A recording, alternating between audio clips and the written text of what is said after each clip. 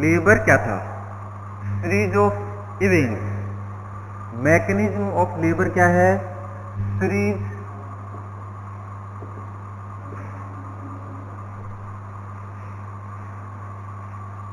Of movement.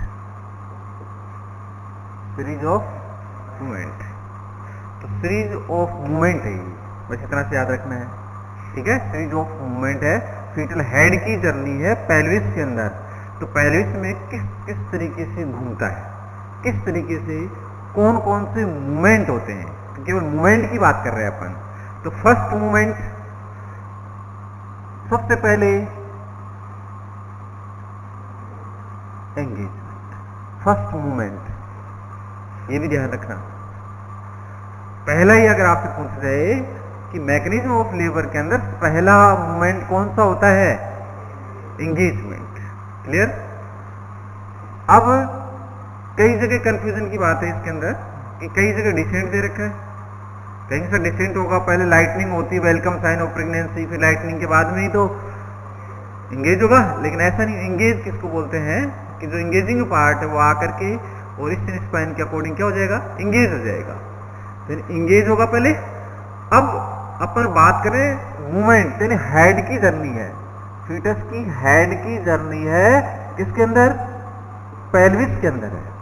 तो सबसे पहले हेड आके टच करेगा तभी तो जर्नी स्टार्ट होगी। तो हेड आके टच करेगा यानी वो क्या कहलाएगा? Engagement. Clear? Last time 2 question आए थे कि प्राइमरी ग्रेविडा के अंदर एंगेजमेंट हो जाता है 2 week before onset of labour. Labour start होने के 2 वीक पहले ही एंगेज होना स्टार्ट हो जाता है प्राइमरी ग्रेविडा के अंदर। क्लियर? मल्टी ग्रेविडा में पढ़ने के बाद भी बच्चे गलत कर आए थे, ध्यान रखना। बिल्कुल सिंपल क्वेश्चन है, याद रहेगा। प्राइमरी ग्रेविडा के अंदर 2 वीक पहले, ठीक है, एंगेज हो जाता है। और मल्टी ग्रेविडा में onset of labour, labour start होने के साथ में क्या हो जाता है? एंगेजमेंट होना स्टार्ट हो जाता है। क्लियर? 2 लाइनें याद रखो। फिर इसके बाद में डिसेंट। डिसेंट क्या है? कंटिन्यू प्रोसेस है। कंटिन्यू प्रोसेस है। यदि 0 स्टेशन पे है तो क्या बोलेंगे उसको अपन? यानी स्पिन स्पाइन। स्पिन स्पाइन पर है तो उसको क्या बोलते हैं? 0 स्टेशन। स्पिन स्पाइन से 1 सेंटीमीटर अबव है तो -1, -2, -3, -4, यानी अबव, +1, +2, +3, +4, यानी बिलो। सबसे सिंपल क्वेश्चन है, वो कई बार एग्जाम में दिया है, ऐसा भी नहीं दिया। बस मिस्टेक कहाँ होती है कि -1 स्टेशन पर है, 1 सेंटीमीटर स्पाइन से अबव है। -2 स्टेशन मतलब 2 सेंटीमीटर अबव, यानी ये अबव है। माइनस का मतलब इस साइड में अबव, ऊपर की साइड से। और नीचे आएगा बिलो, +1 1 सेंटीमीटर नीचे, +2 स्पिन स्पाइन से 2 सेंटीमीटर नीचे, +3 स्पिन स्पाइन पर क्या होता है? कैसे अपन इजी वे के अंदर पता कर सकते हैं स्पिन स्पाइन का? क्योंकि फीमेल पेल्विस में स्पिन स्पाइन कैसी होती है? ब्लंट होती है, वाइड नोज होती है। तो एग्जामिनेशन के थ्रू अपन इजी वे में कर सकते हैं कि स्पिन स्पाइन पे, स्पिन स्पाइन से 1 finger 2 centimetre above, tip of finger 1 centimetre above, यानी 1 फिंगर 2 सेंटीमीटर। तो यानी एग्जामिनेशन करते हैं अपन इस तरीके से। तो यानी क्या? डिसेंट जो कंटिन्यू बना रहता है एंगेजमेंट के बाद में। क्लियर? डिसेंट के बाद में डिसेंट, फ्लेक्शन,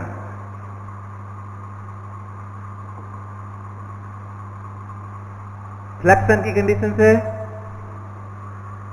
फ्लेक्शन मतलब इंट्रा यूट्राइन एटीट्यूड मतलब पूरा पूरा क्या रहेगा, फ्लेक्शन की कंडीशन में रहेगा, क्लोज रहेगा। और सब ऑक्सीपिटो डायमीटर कितना होगा, 9.5 सेंटीमीटर। क्लियर। पोस्टीरियर फ्रंटिला कहाँ होगा, सेंटर ऑफ सर्विक्स। कहाँ होगा, सेंटर ऑफ सर्विक्स। फ्लेक्शन के बाद में बताओ, internal rotation. Internal rotation ROA, LOA, ROT, LOT, ROP, LOP। Anterior side में है तो कितना होता है, 1/8 हेड और 1/8 शोल्डर, दोनों के बीच में 1/8 का। ट्रांसवर्स में है तो 1/8 हेड, सॉरी 2/8 हेड और 1/8 शोल्डर। और पोस्टीरियर में है तो 3/8 हेड और 2/8 शोल्डर। इन डिफरेंस हमेशा कितने का होता है, 1/8 का होता है। ये डिटेल से पढ़ लिया था अपन ने, ठीक है। शॉर्ट में बता रहा हूं केवल। इस पोजीशन के अंदर हार्ट साउंड कहां सुनाई देगा, इन पोजीशन में हार्ट साउंड कहां सुनाई देगा, लास्ट टाइम पूछा था किसने। तो राइट ऑक्सीपिटो एंटीरियर, ठीक है, राइट ऑक्सीपिटो पोस्टीरियर, इनके अंदर बिलो अम्लाइकस और राइट साइड के अंदर, राइट लिखा हुआ है इसके अंदर, सेम बिलो अम्लाइकस और लेफ्ट साइड के अंदर। क्लियर है चीज, ठीक है। डायग्राम भी देगा, वो दे सकता है, डायग्राम दिया हुआ है कौन सी पोजीशन का, पोजीशन कौन सी है। हेड के ऊपर पेल्विस का डायग्राम आ गया, हेड और पेल्विस का दोनों का डायग्राम आ गया, तो कौन सी पोजीशन बतानी है अपने को। पोजीशन में कितना रोटेशन होता है, रोटेशन कौन सी पोजीशन के अंदर हार्ट साउंड कहां सुनाई देगा। ये बिलो अम्लाइकस है। बाई चांस अगर आपसे ये पूछा जाए कि अबोव अम्लाइकस हार्ट साउंड सुनाई दे रहा है, इसका मतलब ब्रीथ है। ये कौन सी प्रेजेंटेशन थी, सिफिलिक के अंदर होता है। और ब्रीथ के अंदर कहां सुनाई देगा, अबोव अम्लाइकस, अम्लाइकस से ऊपर की साइड।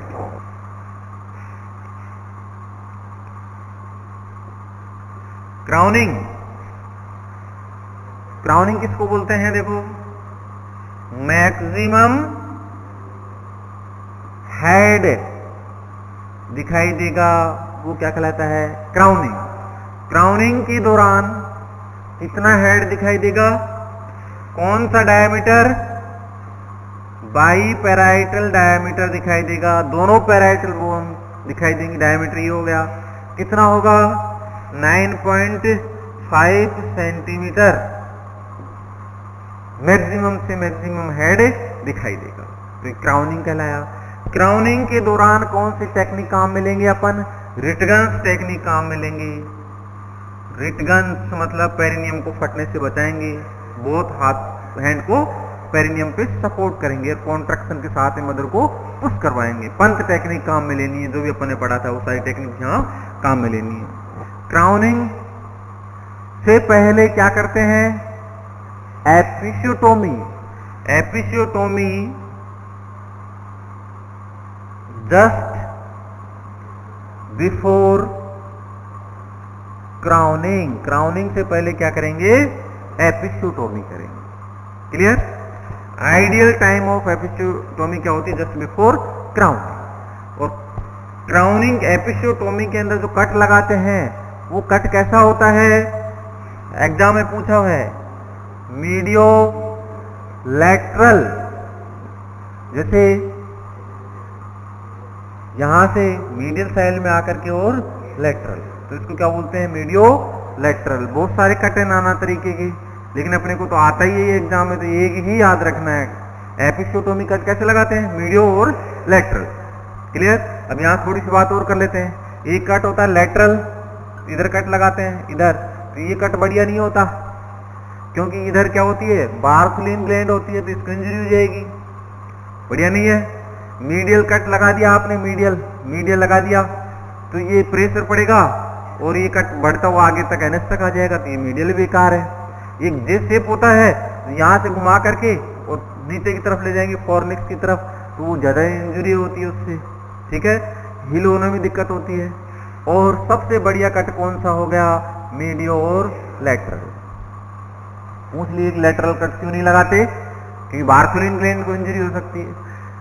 मीडियल क्यों नहीं लगाते, एनएस तक फ्यूज हो सकता है, तो कौन सा कट लगाते हैं, मीडियो और लैटरल। और दूसरा एग्जाम में पूछा है कि एपिसियोटोमी सीजर दे दी, ये क्या है, एपिसियोटोमी सीजर है, वो इस तरीके की सीजर होती है कि वो कटी ऐसा लगेगा मीडियो और लैटरल, आगे से यूं रहती है, पहचान जाओगे उसको, मीडियो और लैटरल, इस तरीके से वो सीजर होती है, मीडियो लैटरल एपिसियोटोमी सीजर। सीजर दिखाए तो आप उसका। क्राउनिंग हुई, क्राउनिंग के बाद में एक्सटेंशन, क्या होगा, एक्सटेंशन। एक्सटेंशन क्या होता है कि डिलीवरी होती है जो एक्सटेंशन के थ्रू होती है, couple of force theory, couple of force theory. देखो इधर ध्यान से, कपल ऑफ फोर्स थ्योरी क्या होता है कि एक्सपल्सिव फोर्स नीचे की तरफ लग रहा है, इसके द्वारा एक्सपल्सिव फोर्स, यूट्राइन कॉन्ट्रैक्शन का फोर्स, एब्डोमिनल मसल्स का कॉन्ट्रैक्शन, ये भी नीचे की तरफ है, voluntary contraction by abdominal muscles, और मदर का पुशिंग इफेक्ट, ये भी नीचे की तरफ है, ठीक है, और अपन पुश करवा रहे हैं तो वो भी नीचे की तरफ है, तो ये सारा प्रेशर क्या हो गया, नीचे की तरफ हो गया। अब एक बात और कही थी, नीचे की तरफ पूरा प्रेशर बना हुआ है, नीचे की तरफ पेल्विक फ्लोर से ल्यूलेटरी मसल्स, पेल्विक मसल्स ऊपर की साइड में प्रेशर डालेंगे, डाउनवर्ड अपवर्ड और न्यूट्रलाइज होकर के, और ये कहां जाएगा, फॉरवर्ड, और फॉरवर्ड के साथ में किसकी डिलीवरी जाती है, हेड की डिलीवरी जाती है, क्लियर, यानी डाउनवर्ड अपवर्ड दोनों न्यूट्रलाइज होंगे और प्रेशर कहां आएगा, फॉरवर्ड, और फॉरवर्ड के साथ ही किसकी डिलीवरी हो जाएगी, हेड की, यानी couple of force theory, clear. Extension, extension के बाद में 7 पॉइंट है रेस्टिट्यूशन।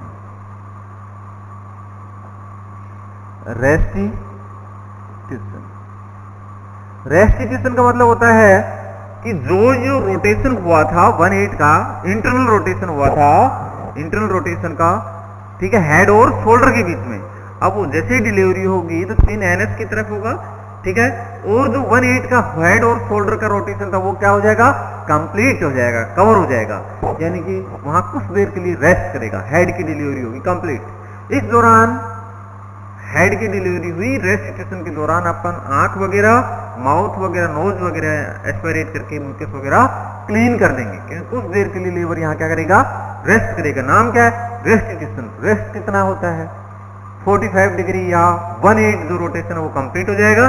उसके बाद में रेस्टिट्यूशन के बाद में क्या होगा, internal rotation off shoulder, internal rotation off shoulder, और एक्सटर्नल रोटेशन किसका होगा, हेड का होगा। एंटीरियर पोस्टीरियर डायमीटर पर शोल्डर आ गया, एंटीरियर पोस्टीरियर डायमीटर के ऊपर, और इस तरीके से रोटेशन हो गया, यानी इंटरनल रोटेशन हेड का, इंटरनल रोटेशन शोल्डर का, एक्सटर्नल रोटेशन हेड का।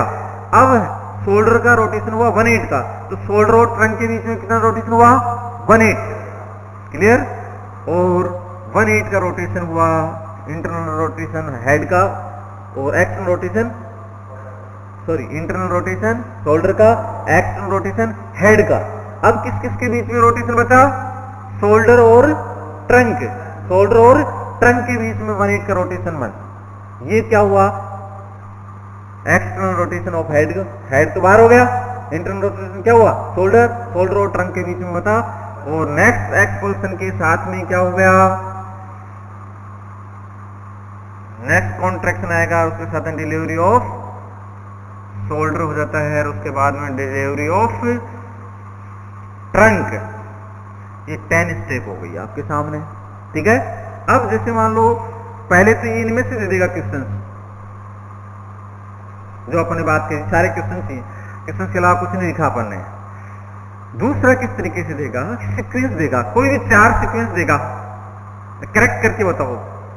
जो नक टाइम होता है वो देता है ऐसे, वो क्या देगा, एंगेजमेंट, डिसेंट, और इसको छोड़ करके क्राउनिंग, फिर अलग अलग बना करके सीक्वेंस पूछेगा। सबसे पहले क्या होता है, एंगेजमेंट, फिर उसके बाद में क्या होता है, डिसेंट, फिर उसके बाद में फ्लेक्शन, फिर उसके बाद में इंटरनल रोटेशन, फिर उसके बाद में क्राउनिंग, क्राउनिंग के बाद में एक्सटेंशन, एक्सटेंशन के बाद में रेस्टिट्यूशन, रेस्टिट्यूशन के बाद में एक्सटर्नल रोटेशन ऑफ हेड, और उसके बाद में डिलीवरी ऑफ शोल्डर और डिलीवरी ऑफ ट्रंक। ये 10 स्टेप्स है, ये 10 मूवमेंट है, series of movement.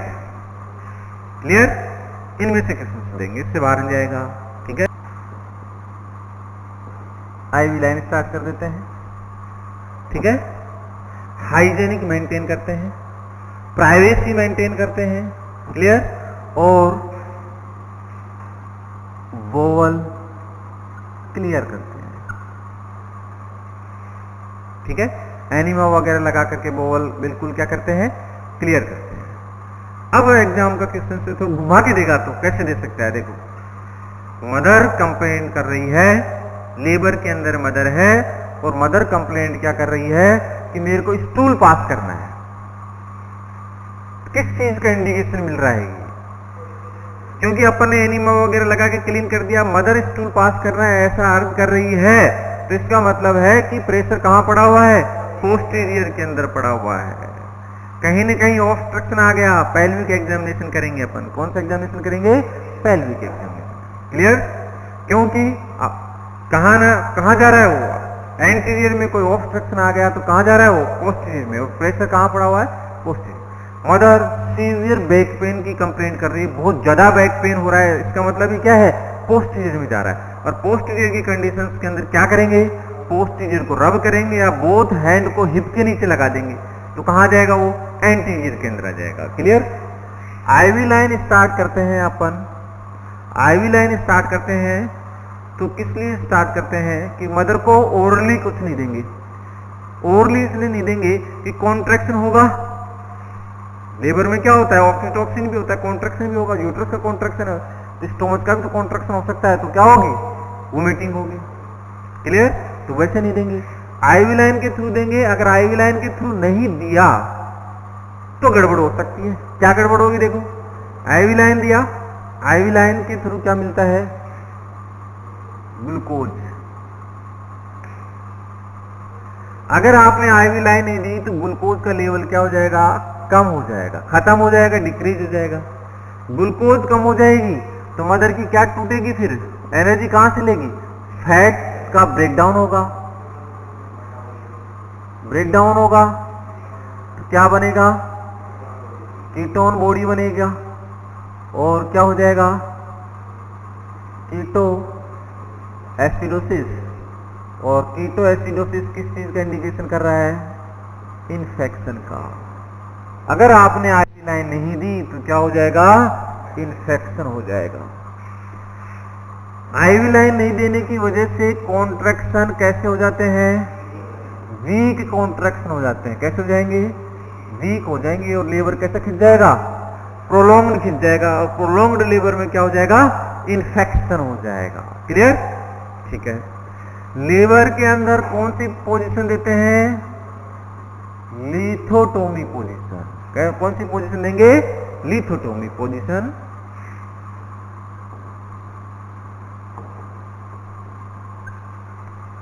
Clear. Caesarean section में कैसी पोजीशन देंगे, सुपाइन पोजीशन देंगे, बट राइट हिप के नीचे क्या लगाएंगे, पिलो। सिजेरियन के अंदर अपन क्या देंगे, सुपाइन पोजीशन, लेकिन राइट हिप के नीचे क्या लगा देंगे, पिलो लगाएंगे। क्यों लगाएंगे, कि वीनस रिटर्न्स के अंदर कोई ऑब्स्ट्रक्शन ना आए, वीनस रिटर्न्स के अंदर कोई ऑब्स्ट्रक्शन ना आए। क्योंकि अपन कभी भी मदर को सुपाइन पोजीशन नहीं देते। सुपाइन पोजीशन दे देंगे तो क्या हो जाएगा, सुपाइन हाइपोटेंसिव सिंड्रोम। क्लियर। अब जैसे बात कर रहे हैं अपन फर्स्ट स्टेज, सेकंड स्टेज के अंदर अच्छे से अपन ध्यान रखेंगे हेड की डिलीवरी, ठीक है, हेड की डिलीवरी, फिर शोल्डर, टर्न और कोड क्लैम्प प्रोसीजर है। तो यानी कि कोई भी किसी भी तरीके की फीटस को ब्रैंकियल इंजरी या सर्वाइकल इंजरी ना हो, इसलिए डिलीवरी में अपन विशेष ध्यान रखेंगे, ठीक है। फिर इसके बाद में अपन देखेंगे कि जैसे मान लो एक्टिव ट्रीटमेंट, प्लेसेंटा की डिलीवरी है, प्लेसेंटा का एक्सपल्सन है, कितनी देर में हो जाता है, 15 से 20 मिनट में। अगर 15 से 20 मिनट में प्लेसेंटा का एक्सपल्सन, पहले क्या होता है सेपरेशन, डंकन या सल्ट, फिर उसके बाद में क्या होता है एक्सपल्सन, लेकिन 15 से 20 मिनट में अगर नहीं होता है तो अपन क्या करेंगे, एक्टिव ट्रीटमेंट करेंगे। और एक्टिव ट्रीटमेंट में 0.2 mg मिथार्जिन और 0.25 mg एर्गोमेट्रिन देते हैं। क्लियर, क्या देंगे, एर्गोमेट्रिन। क्लियर। फिर इसके बाद में एक्टिव ट्रीटमेंट है, ये तो एक्टिव होगा। एक्टिव में दो चीज याद रखना, आपको याद रह जाएगा, मिथार्जिन क्या करता है, मिथार्जिन का क्या कॉम्प्लिकेशन हो सकता है, हाई बीपी हो सकती है।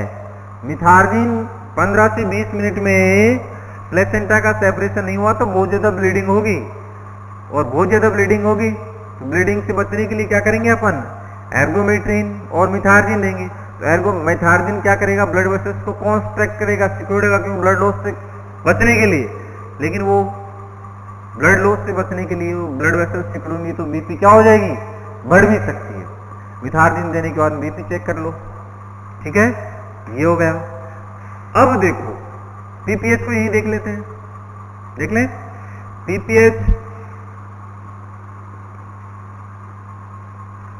Postpartum haemorrhage, PPH after delivery, delivery के बाद से लेकर के विद इन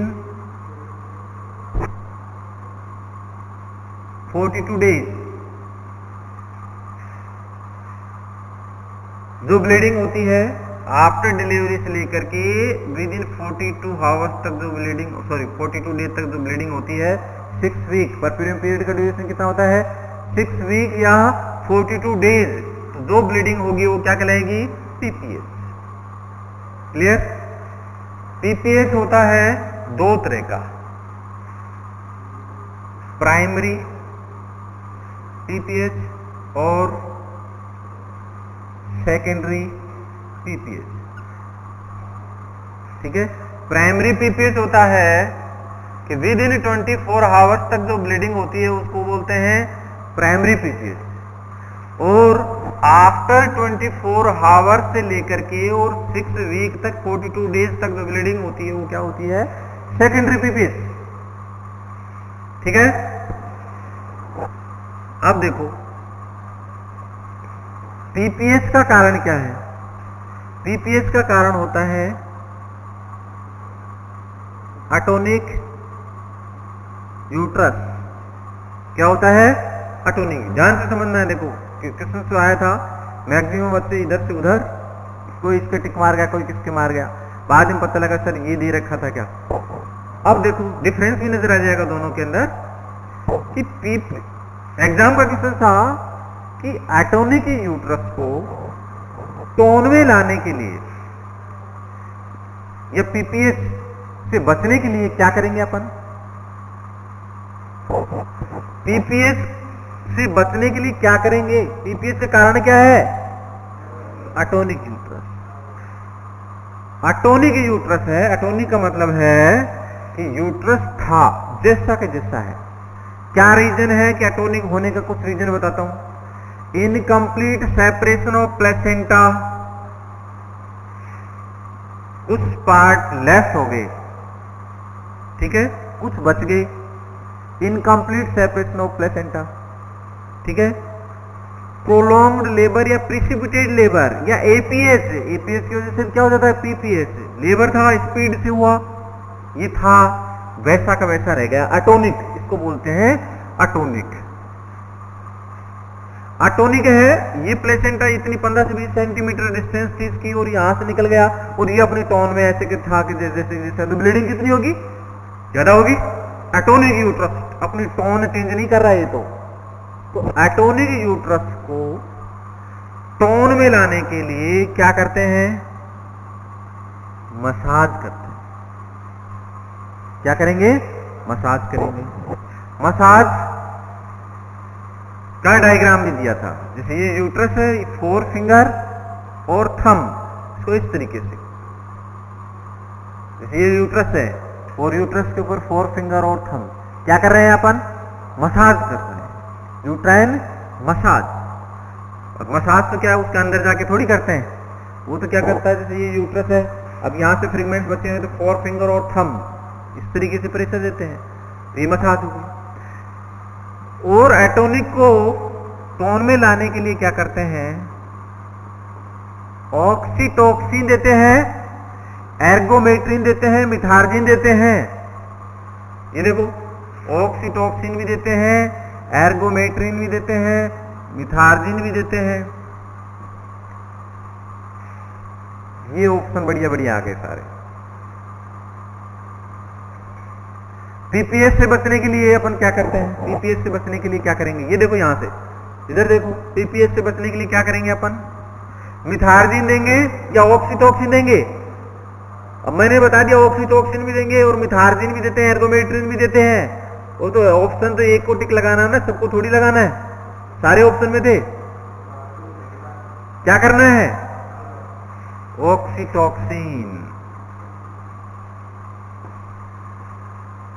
ऑक्सीटोक्सिन आप sir Methergine, Methergine blood vessels को कॉन्स्ट्रक्ट करता है, लेकिन यहां पर प्रायोरिटी क्या जाता है, एटोनिक है, तो एटोनिक को टोन में लाने के लिए ऑक्सीटोक्सिन दिया जाता है, जिससे कॉन्ट्रैक्शन हो। यहां पर क्या मतलब ब्लड वेसल तो सिकुड़ जाएंगी, लेकिन ब्लड तो ब्लीडिंग तो होगी जब तक ये क्या नहीं आए, टोन में नहीं आए। इसलिए क्या देंगे अपन, ऑक्सीटोक्सिन। तो ऑक्सीटोक्सिन पीपीएस के साथ में दिया अपन ने, ठीक है।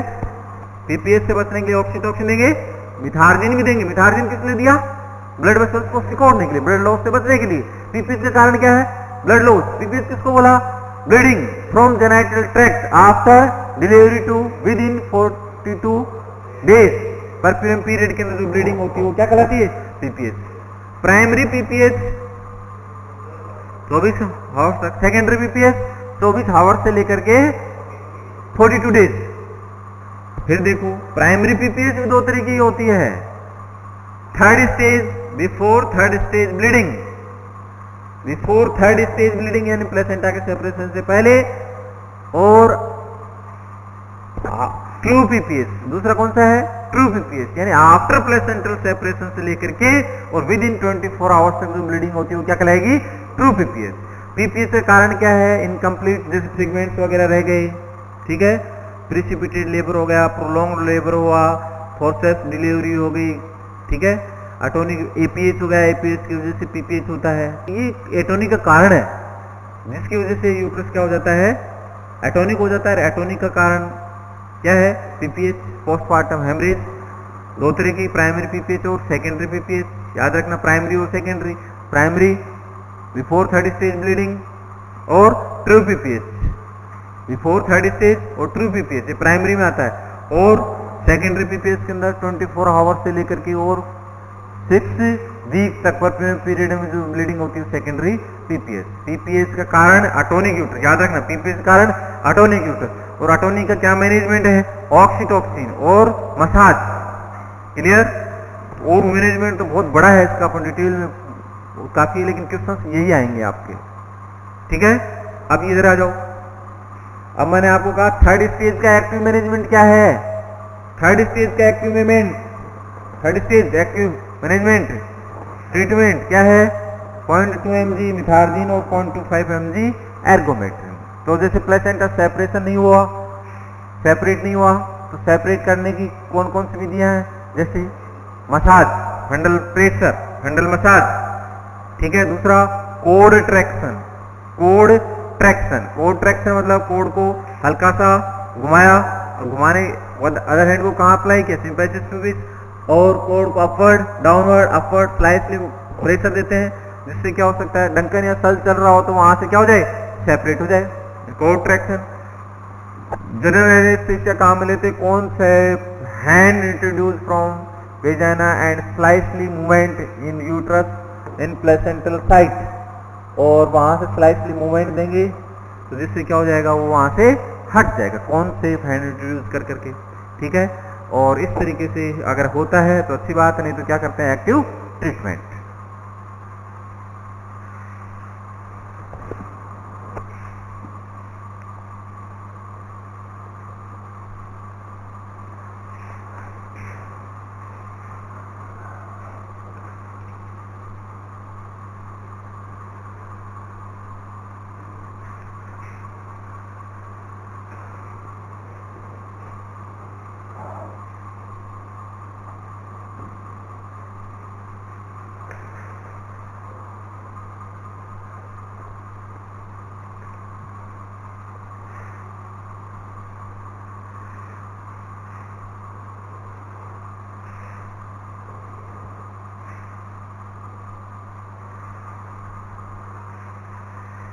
सारे इंपॉर्टेंट क्वेश्चन हैं। पार्टोग्राम, पार्टोग्राफ,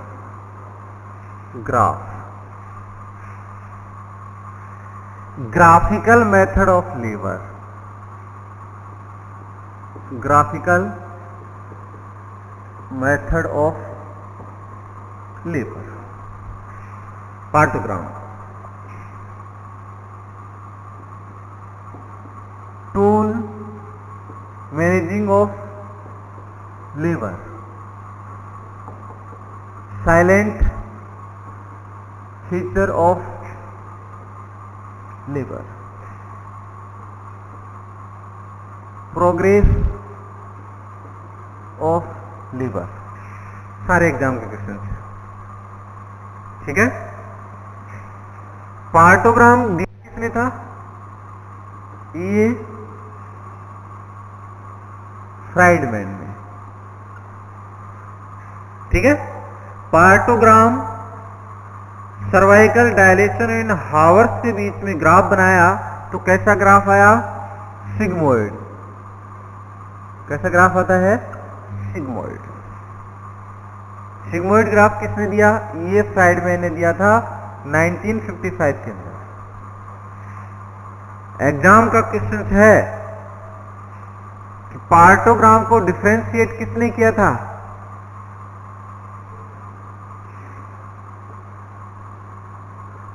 फिलपोर्ट 1972 के अंदर। फिलपोर्ट ने डिफरेंशिएट किया था, दिया किसने था, ये फ्राइडमैन ने। डिफरेंशिएट किसने किया, फिलपोर्ट ने। सिग्मोइड ग्राफ था, लेटेंट फेज और एक्टिव फेज, ठीक है। इसके अंदर फिलपोर्ट ने इसमें एक्शन लाइन और अलर्ट लाइन, अलर्ट और एक्शन लाइन दी। अलर्ट लाइन का मतलब होता है कि तुरंत क्या हो जाओ, अलर्ट हो जाओ, किसमें, डिलीवरी के लिए। और एक्शन का मतलब है एक्शन ले लो, किस चीज के लिए, सिजेरियन के लिए। खत्म पार्टोग्राम। 2200 स्कोर, बहुत अच्छा क्वेश्चन है। 2200 स्कोर कितनी बार आया हुआ है, रिफनेस ऑफ सर्विक्स। दिल्ली एमटूर एग्जाम ले, इसमें से क्वेश्चन ना दे ये इम्पॉसिबल है। Ripeness of cervix, cervical status and position,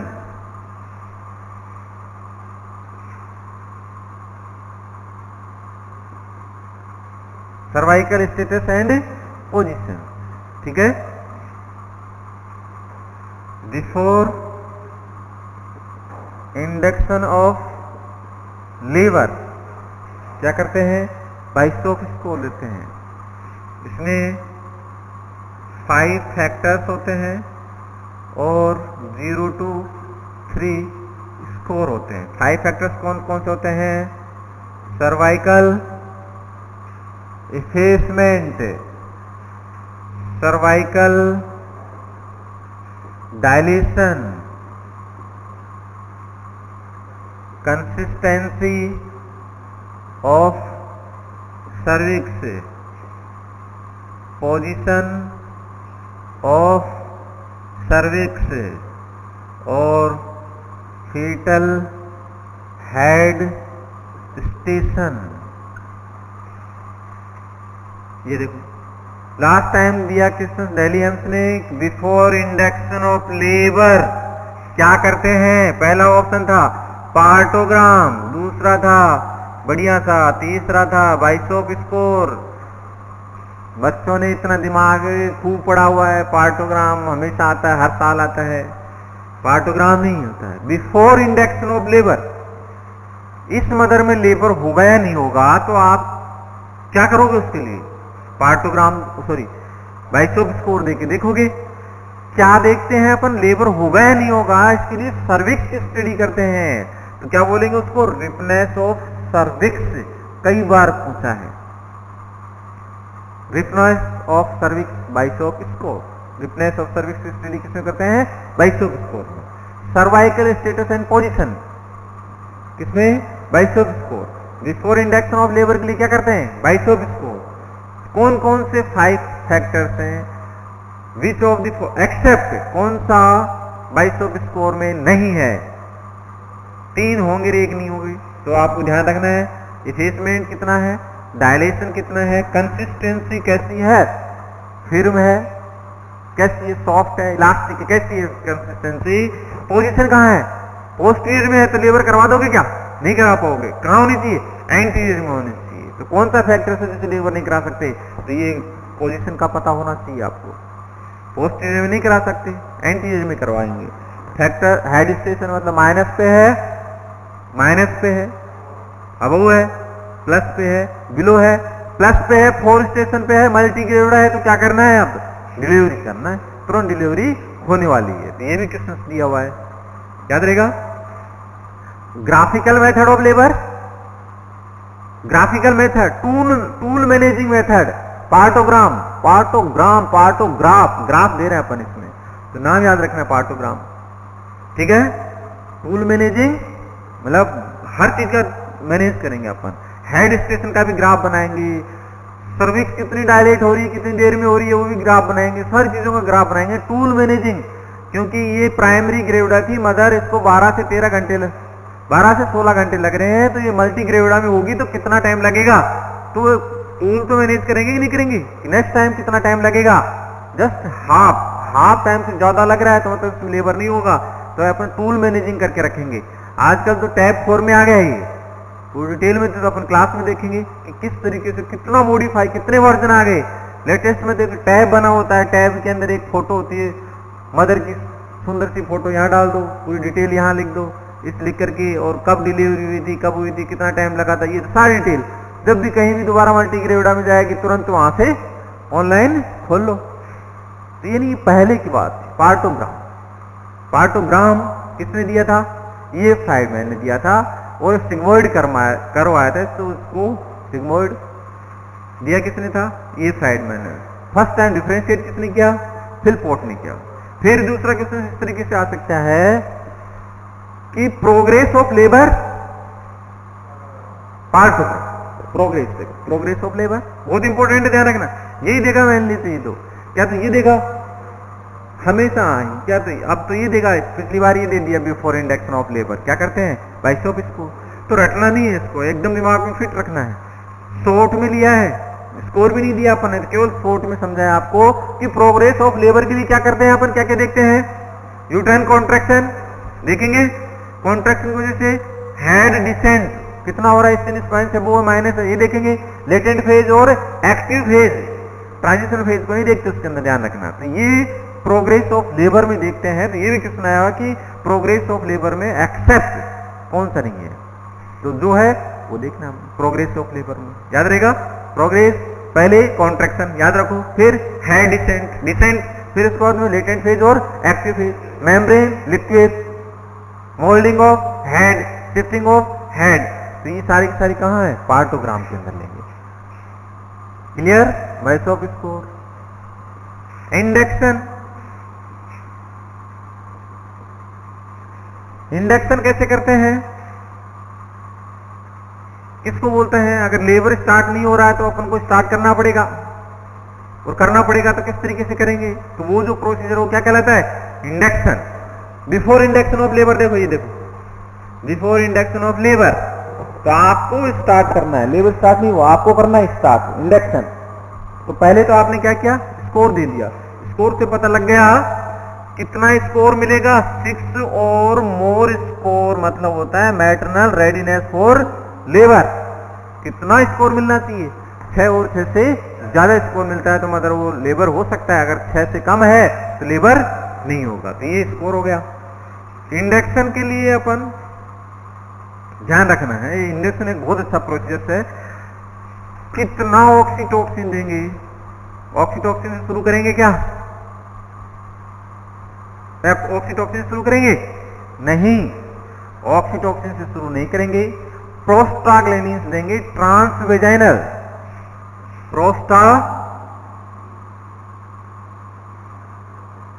transvaginal क्यों दिया कि पहले सर्विक्स को क्या करोगे आप, डायलेट करोगे, यानी प्रोस्टाग्लैंडिन्स दिया कम मात्रा में। प्रोस्टाग्लैंडिन्स का कॉम्प्लिकेशन भी है, नोजिया, वोमिटिंग, यूटाइन टिटेनिंग, ठीक है। प्रोस्टाग्लैंडिन्स दिया, 4 से 5 सेंटीमीटर सर्विक्स क्या हो गई, डायलेट हो गई, किसके थ्रू सर्विक्स को डायलेट किया आपने, प्रोस्टाग्लैंडिन्स के थ्रू। अब प्रोस्टाग्लैंडिन्स के थ्रू 4 से 5 सेंटीमीटर डायलेट हो गया, इसका मतलब क्या है, क्या हो गया, फॉर्मेशन बैग ऑफ वाटर। इसके बाद में क्या करोगे आप, एमनियोटॉमी, क्योंकि आपको करना पड़ेगा, आर्टिफिशियल रैप्चर ऑफ मेम्ब्रेन अलग हो गया, एमनियोटॉमी, एमनियोटिक हुक, कोर्सेक्ट हुक, कोचर फोर्सेप्स से आपने क्या कर दिया, मेम्ब्रेन को रैप्चर कर दिया, एमनियोटॉमी किया। फिर उसके बाद में आईवी लाइन से कम यूनिट के अंदर ऑक्सीटोक्सिन क्या कर दी, स्टार्ट कर दी, आईवी के साथ में कम से कम देंगे, क्योंकि मैटरनल पिट्यूटरी ग्लैंड के द्वारा भी ऑक्सीटोक्सिन आ सकता है, देन कम से कम देंगे।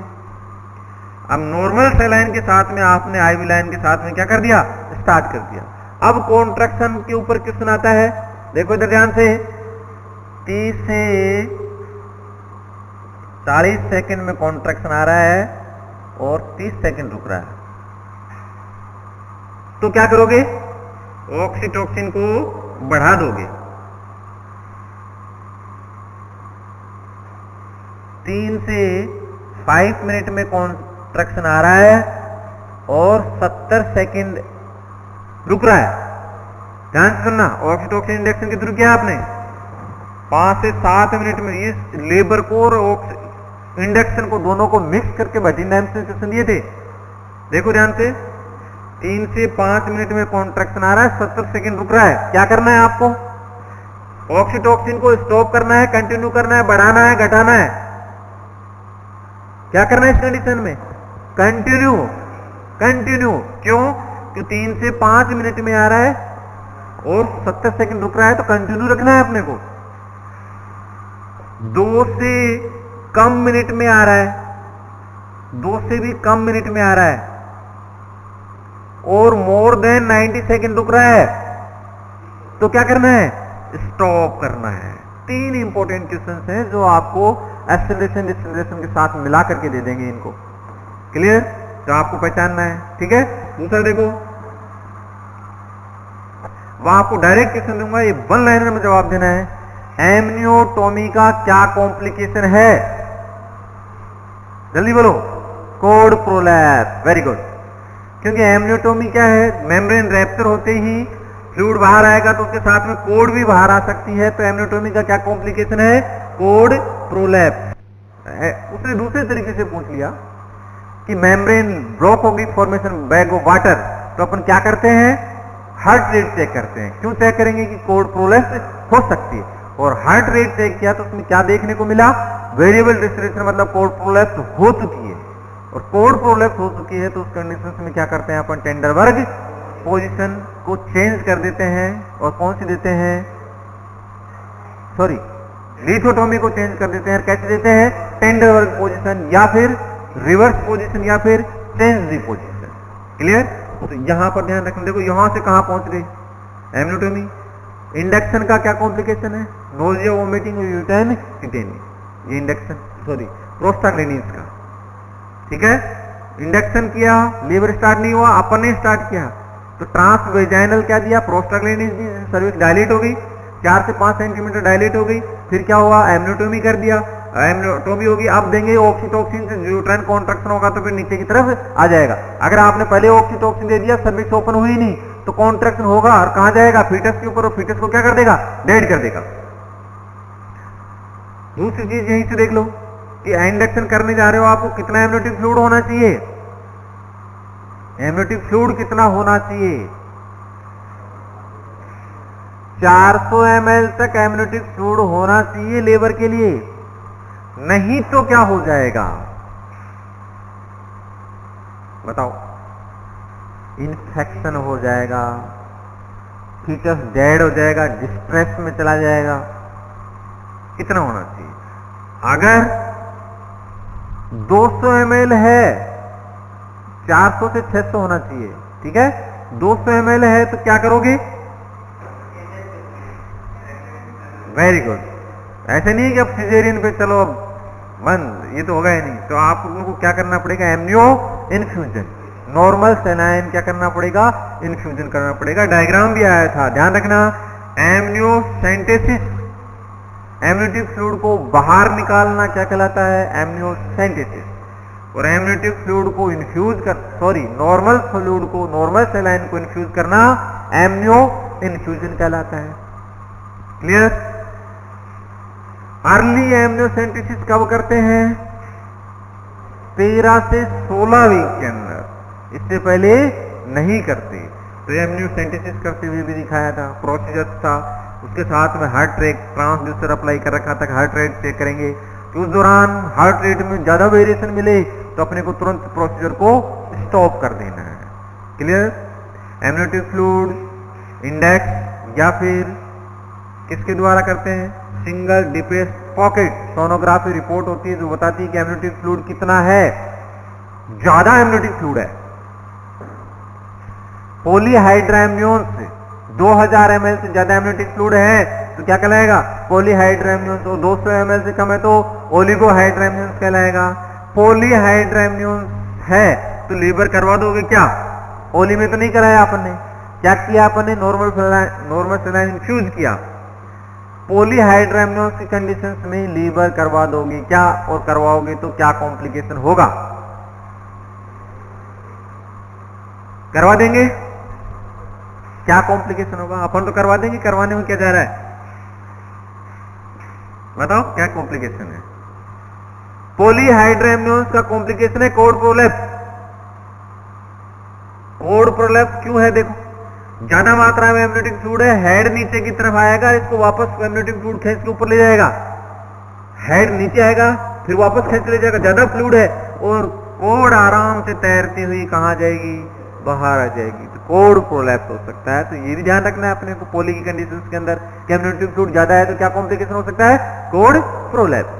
क्यों? क्योंकि इसके अंदर बुलेटमेंट पाया जाएगा, ये नीचे जाएगा, इसको वापस फेंक देगा, फिर नीचे आएगा, फिर नीचे नहीं आने देगा ज्यादा मात्रा के अंदर, तो भी अपने को लीवर में डिफिकल्टी आएगी। जो ज्यादा मात्रा में एमनियोटिक फ्लूइड 1000 ml है तो अपने को ध्यान रखना है इसमें क्या होगा, क्या हो सकता है, क्या रिस्क है? कोड प्रोलैप्स है। एमनियो सेंटेसिस नहीं करके लीवर कराएं तो अपने को ध्यान रखना है कि कहीं ना कहीं कोड प्रोलैप्स ना हो जाए। ठीक है, पार्टोग्राम हो गया, वाइसोप स्कोर हो गया।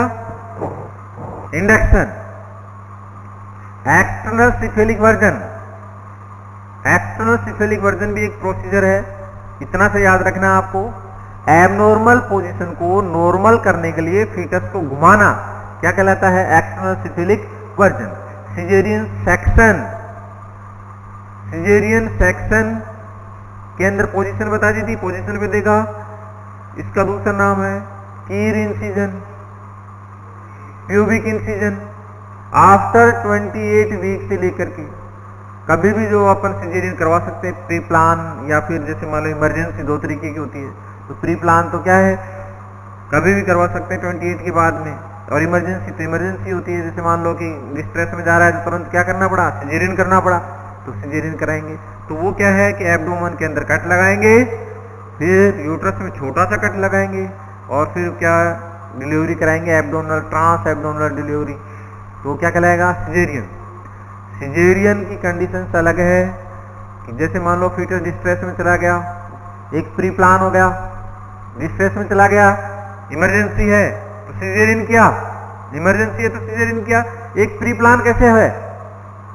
प्री प्लान कैसे है कि जिस मदर की हिस्ट्री ऐसी है कि फर्स्ट डिलीवरी सिजेरियन हुई है तो दूसरी भी क्या है, सिजेरियन ही होगी, नहीं करनी है। अगर आप सिजेरियन नहीं कराओगे तो क्या कॉम्प्लिकेशन होगा? वेरी गुड, यूट्रस फट सकता है, क्योंकि पहले आपने कट लगा दिए थे यूट्रस के ऊपर, दोबारा लेबर हुआ तो कॉन्ट्रैक्शन आएगा, कॉन्ट्रैक्शन आएगा तो फिर वो क्या हो जाएगा, फट जाएगा। तो इसलिए अपन इस तरीके से प्लान हो गया और इमरजेंसी हो गई, इस तरीके से सिजेरियन करते हैं। डिटेल से अपन प्रोसीजर में देखेंगे, पूरा करते हुए भी देखेंगे, ठीक है। शॉर्ट में लेंगे अपन तो question. Position, supine position, right hip के नीचे पिलो, प्रिंकल्स फोर्सेप्स, देखो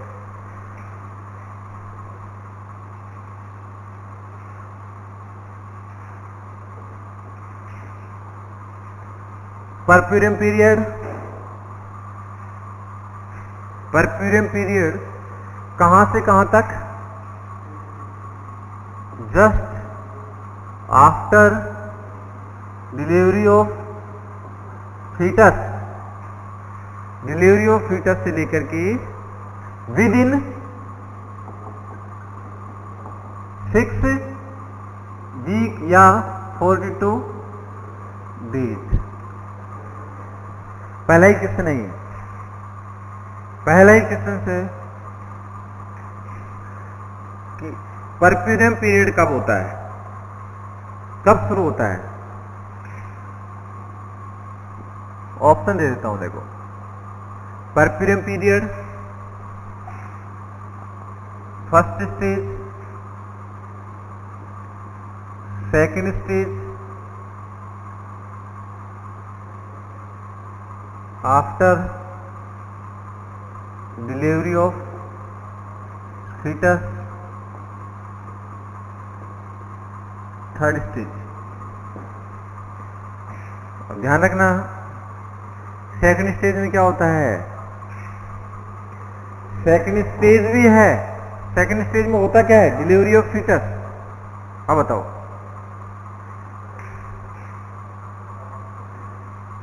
कौन सा करोगे? After delivery of foetus. क्यों? क्योंकि अपन ने ऐसे थोड़ी लिखा है, लाइन अच्छे से नहीं लिखी, साफ साफ नहीं लिखी, लेकिन बहुत इंपॉर्टेंट है कि just after delivery of foetus, foetus की डिलीवरी के बाद। अब क्या है, सेकंड स्टेज भी है तो इसमें भी एक्सपल्सन ऑफ फीटस होता है, लेकिन कहां से कहां तक होता है, कंप्लीट डायलेशन ऑफ सर्विक्स से लेकर के एक्सपल्सन ऑफ फीटस। तो यहां पर आफ्टर डिलीवरी ऑफ फीटस, नाम देखो, आफ्टर डिलीवरी ऑफ फीटस लेकर के 6 वीक 42 डेज। यहां भी गलती हो जाती है, बहुत बार पूछा हुआ क्वेश्चन से कि परप्यूरियम पीरियड का ड्यूरेशन कितना होता है, 6 वीक और 42 days. Just after delivery, just after delivery, uterus above umbilicus, umbilicus से अबव है, क्या करेंगे? सही है, नॉर्मल है कि नहीं है? नॉर्मल नहीं है, just after delivery uterus below अम्लाइकस 2 to 3 centimetre. Delivery के बाद में यूट्रस 2 से 3 सेंटीमीटर बिलो अम्लाइकस होता है। ठीक है, कहां होता है? बिलो अम्लाइकस होता है। वेरी इंपॉर्टेंट लाइन है। ठीक है, दूसरी लाइन क्या है? यदि just after delivery uterus above umbilicus है तो मतलब क्या है? इसका मतलब है ब्लैडर फुल है। याद रखना, अम्लाइकस अब कब गया? जब ब्लैडर फुल है। कहां होना चाहिए था? अम्लाइकस से बिलो। क्या करोगे? एम्प्टी करोगे। ब्लैडर को क्या करोगे? खाली करोगे। और यदि आपने ब्लैडर खाली नहीं किया तो यूट्रस कैसा रहेगा? अटोनिक। और अटोनिक से क्या होगा? पीपीएच। क्लियर? ब्लैडर को क्या करेंगे? खाली। यूट्रस का इन्वोल्यूशन फिंगर गेज के अकॉर्डिंग होता है। 1 finger 1 centimetre per day. 1 centimetre per day. ठीक है, अम्लाइकस और सिम्फाइसिस प्यूबिस के मध्य, अम्लाइकस बिटवीन सिम्फाइसिस प्यूबिस के मध्य 6 डे। और आफ्टर 7 डेज, कहां रहेगा ये? आफ्टर 7 डेज जैसे 1 2 3 4 5 6 7 8 9 10 इन्वोल्यूशन हो रहा है। इसका नीचे की तरफ आ रहा है यूट्रस, नीचे की तरफ। कहां होता है? अम्लाइकस से 2 सेंटीमीटर बिलो और 1 सेंटीमीटर पर डे के अकॉर्डिंग नीचे की तरफ आ रहा है। ठीक है, 6 दिन में कहां मिला? अम्लाइकस और सिम्फाइसिस प्यूबिस के मध्य। 7वें दिन कहां जाएगा? After 7 days in pelvis, pelvis में आ जाएगा। ठीक है, after 7 days in pelvis, pelvis में आ जाएगा। Clear? After 7 days can not palpate in abdomen, abdomen में पाल्पेट नहीं कर सकते। एग्जाम का क्वेश्चन है, uterus reverse back in which week? In which week reverse back? First week, second week, third week. और परफ्यूरियम पीरियड कितने दिन का होता है? 6 वीक। आंसर दो।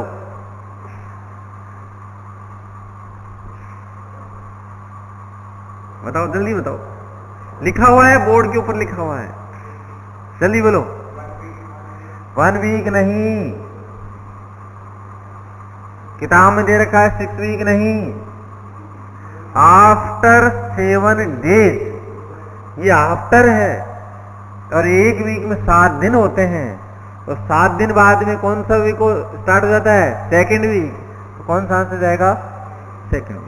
इस एम से, लास्ट वाले एम से पूछा हुआ क्वेश्चन से ये क्लियर कि कितने वीक में आ जाता है? सेकेंड वीक के अंदर ये यूट्रस का इन्वोल्यूशन होगा। After delivery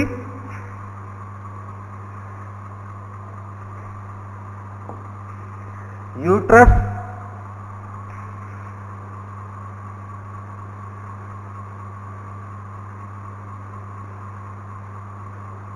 softening and hardening conditions में रहेगा। ठीक है, सॉफ्टनिंग एंड हार्डनिंग। जैसे after delivery uterus become soft and bogie.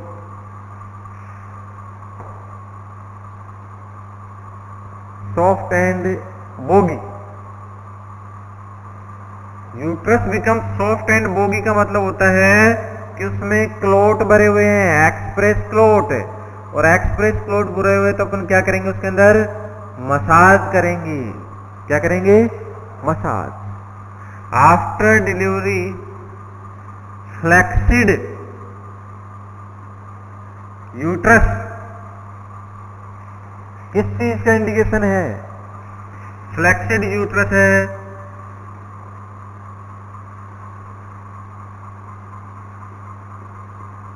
अटोनिक uterus का। फ्लेक्सिड फंडस, फ्लेक्सिड फंडस या यूट्रस किस चीज का इंडिकेशन है? अटोनिक यूट्रस का। और अटोनिक यूट्रस को टोन में लाने के लिए क्या करेंगे? मसाज करेंगे। और कब तक करेंगे? जब तक ये फिर्म और इलास्टिक ना हो जाएगा। ठीक है, फिर्म और elastic. In after delivery uterus कैसा होता है? फिर्म और अट्रैक्टिव। कैसा होता है? फिर्म और अट्रैक्टिव। याद रहेगा, आफ्टर डिलीवरी यूट्रस कैसा होता है? फिर्म और अट्रैक्टिव। सॉफ्ट और बोगी है, क्या करोगे? मसाज। सॉफ्ट और बोगी है, क्या करोगे? मसाज। मसाज भी है, ब्लेडर खाली भी है, एम्प्टी ब्लेडर, तो क्या करोगे पहले?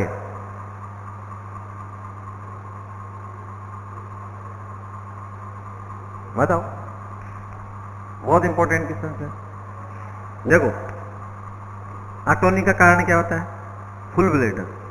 ठीक है, अब आप कहोगे सर सॉफ्ट और बोगी है, क्लोट भरे हुए हैं, तो ब्लेडर खाली कर दें क्या? तो ब्लेडर की वजह से तो सॉफ्ट और बोगी नहीं हुआ ना, ब्लेडर खाली क्यों कर रहे हो? ब्लेडर खाली कब करना है? अटोनिक है तो ब्लेडर खाली करो। सॉफ्ट और बोगी है तो मतलब ब्लेडर खाली करोगे, है ही नहीं उसमें, तो क्या खाली करोगे? क्या करोगे फिर? उसको मसाज करोगे, कंप्रेस करोगे, तो जो क्लोट वगैरह वो क्या है? बाहर आए। यानी सॉफ्ट और बोगी की कंडीशन में क्या करेंगे अपन? मसाज करेंगे।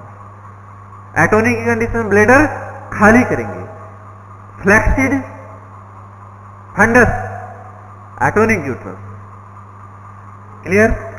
Tender, tender, tender infection.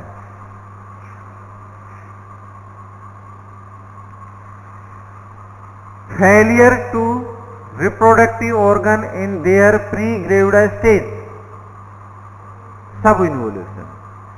Failure to reproductive organ in their pre-gravid stage, तो क्या कहलाएगा? subinvolution। और subinvolution का साइन क्या है? persistent red bleeding, persistent red bleeding। लगातार अगर रेड ब्लीडिंग बनी हुई है तो किस चीज का इंडिकेशन है? वो सब इन्वोल्यूशन का इंडिकेशन। याद रह जाएगा, सब इन्वोल्यूशन मतलब reproductive organ fail in their pre gravida stage, पहले वाली स्टेज में आने में फेल हो गए तो क्या कहलाएगा? सब इन्वोल्यूशन। और सब इन्वोल्यूशन का कारण क्या है? लगातार रेड ब्लीडिंग बनी हुई है तो वो क्या कहलाएगा? सब इन्वोल्यूशन। इन्वोल्यूशन मतलब pelvic organ return in their pre gravida stage. Uterus का वेट 60 ग्राम हो जाता है, 60 ग्राम होता है। और हो कितना जाता है प्रेगनेंसी में? 1000 ग्राम। और परप्यूरियम पीरियड में कितना हो जाता है? 80 ग्राम। ये जो 20 ग्राम जो वेट बढ़ता है, ये जो नंबर ऑफ मसल फाइबर्स बढ़े हैं उनका वेट है ये। ठीक है, number of muscle fibres are not decrease but their substance are decrease. Substance क्या होते हैं? प्रोटोप्लाज्म। तो प्रोटोप्लाज्म का जैसे ही विड्रॉल हो जाएगा एस्ट्रोजन और प्रोजेस्टेरोन, तो कोलेजरेज फाइबर्स की एक्टिविटी बढ़ जाएगी, तो प्रोटीलाइटिक एंजाइम आएगा। प्रोटीलाइटिक एंजाइम सेल्स को क्या करेगा? ऑटोलाइसिस करेगा और पेप्टोन्स को प्रोटोप्लाज्म को किसमें तोड़ देगा? पेप्टोन्स में तोड़कर, और क्या करेगा? यूरिन के थ्रू बाहर कर देगा उनको। तो इस तरीके से क्या हो जाएगा? इन्वोल्यूशन होता है। तो एक तो ब्लड के थ्रू होता है, दूसरा किसके थ्रू होता है? यूरिन के थ्रू होता है इन्वोल्यूशन। अगर ब्लेडर फुल है तो इन्वोल्यूशन नहीं होगा। विशेष ध्यान रखना, मैंने कई बार बताया ब्लेडर फुल, ब्लेडर का एम्प्टी होना चाहिए। अगर ब्लेडर प्रेगनेंसी में फुल है, सॉरी लेबर में फुल है, तो क्या कॉम्प्लिकेशन होगा? लेबर में ब्लेडर फुल है तो ऑब्स्ट्रक्शन आ जाएगा, लेबर नहीं होगा, ब्लेडर रप्चर हो सकता है प्रेशर के मारे, ऑब्स्ट्रक्शन आएगा। परप्यूरियम पीरियड में ब्लेडर फुल है, सब इन्वोल्यूशन होगा, इन्वोल्यूशन नहीं होगा ब्लेडर फुल है तो विवाद के एटोनिक हो जाएगा, एटोनिक होगा तो ठीक है, इन उसमें खाली होना चाहिए, ये ध्यान रखना विशेष। प्रेगनेंसी के अंदर हाइपर वॉल्यूमर की कंडीशन रहती है, यहाँ हाइपो वॉल्यूमर की कंडीशन रहती है। हाइपो तो अपने को यहाँ पर परफ्यूरम पीरियड में फ्लूइड डाइट का विशेष ध्यान रखना है। और क्वेश्चन देखो,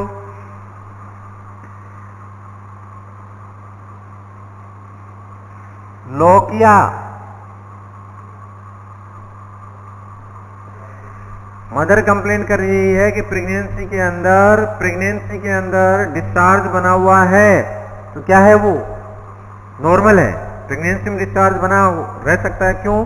क्योंकि वेजाइना के अंदर हाइपरट्रॉफी हाइपरप्लाजिया की कंडीशंस रहती है, तो वहां नॉर्मल डिस्चार्ज रहेगा, ठीक है। और जहां पर इन्वोल्यूशन होगा अदर ऑर्गन का भी इन्वोल्यूशन होता रहेगा, वो डिटेल है, उनको छोड़ो। लोकिया क्या है? Just after delivery within 15 days तक जो डिस्चार्ज होता है वो क्या कहलाता है? Lochia. Clear? Absence of lochia, absence of lochia, lochia metra, lochia metra कहलाता है। लोकिया जो डिस्चार्ज होता है वो कितना होता है? 500 ml होता है। 250 ml तो फर्स्ट वीक के अंदर होता है और 250 ml लास्ट 2 वीक के अंदर होता है, फर्स्ट वीक के अंदर 250। अगर लोकिया जो डिस्चार्ज है 21 दिन तक बना हुआ है, 21 दिन तक, तो किस चीज को इंडिकेशन है? वो इन्फेक्शन का इंडिकेशन है। क्लियर? कितने दिन तक लोकिया डिस्चार्ज होता है? 15 दिन तक। ऑर्डर कैसा होता है इसका? ऑर्डर, लोकिया का ऑर्डर बताओ। फिस्सी, ऑफेंसिव, फिस्सी, ऑफेंसिव फिस्सी स्मेल होती है इसकी। कई बार एग्जाम में पूछा हुआ किससे से? Lochia, offensive fishy smell. First week के अंदर एल्केलाइन नेचर का होता है और सेकेंड वीक में कैसा हो जाता है? एसिडिक नेचर का हो जाता है, एसिडिक। लोकिया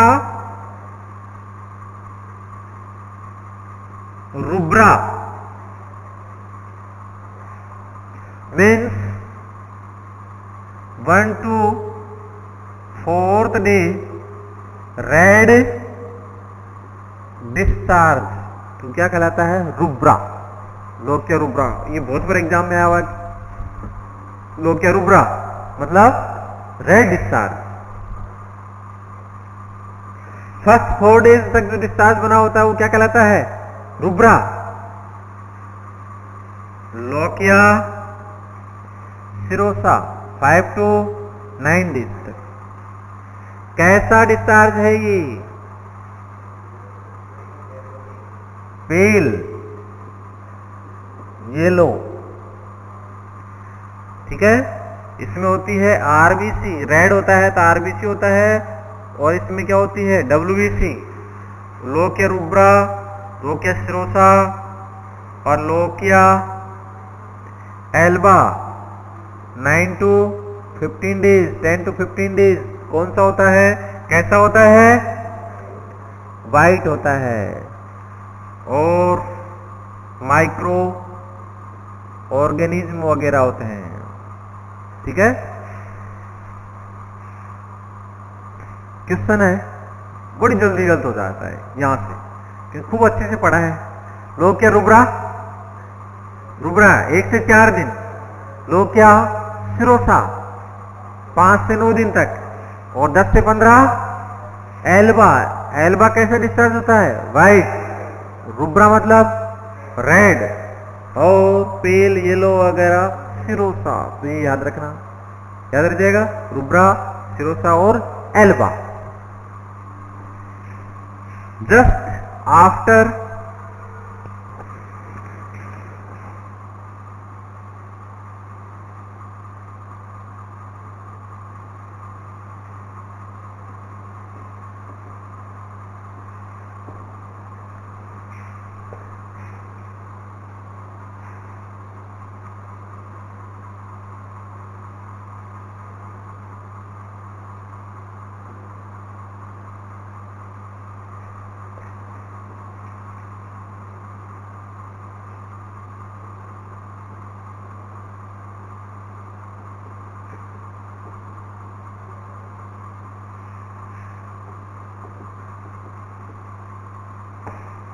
पल्स रेट बढ़ रही है 70 से 80, ठीक है। 2 से 3 दिन में क्या हो जाती है? नॉर्मल। टेम्परेचर बढ़ रहा है 99 to 100 डिग्री फ़ारेनहाइट, ठीक है। और 2 से 3 दिन में क्या हो जाता है? नॉर्मल। 2 से 3 दिन के अंदर नॉर्मल नहीं हुआ, 3 दिन बाद में 100.1 डिग्री फ़ारेनहाइट है, तो किस चीज का इंडिकेशन है? वो इन्फेक्शन का। क्लियर? अब यहां पर मैं आपको कह रहा हूं कि 100.4 डिग्री फ़ारेनहाइट यहां पर बना हुआ है, तो किस चीज का इंडिकेशन है? टेम्परेचर किस चीज का बढ़ा है? यहां पर टेम्परेचर 99 to 100 हुआ, ठीक है। 2 से 3 दिन में नॉर्मल हो जाएगा, 3 दिन बाद में नॉर्मल नहीं हुआ, टेम्परेचर बढ़ रहा है, तो किस चीज का इंडिकेशन है? इन्फेक्शन का। तो लेकिन यहां पर टेम्परेचर बढ़ने का कारण सोचो,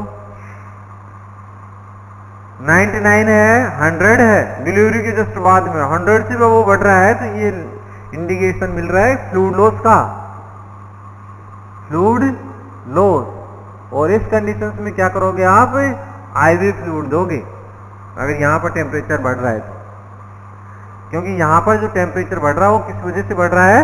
फ्लूइड लॉस की वजह से बढ़ रहा है। क्योंकि अपन ने बात बताई थी कि pregnancy is state of hypervolaemia, labour is hypo, तो लेबर हो गया तो परफ्यूम पीरियड चल रहा है, तो हाइपोवोलेमिया जा रही है, टेम्परेचर बढ़ रहा है, तो क्वेश्चन मिलेगा आपको टेम्परेचर वाला।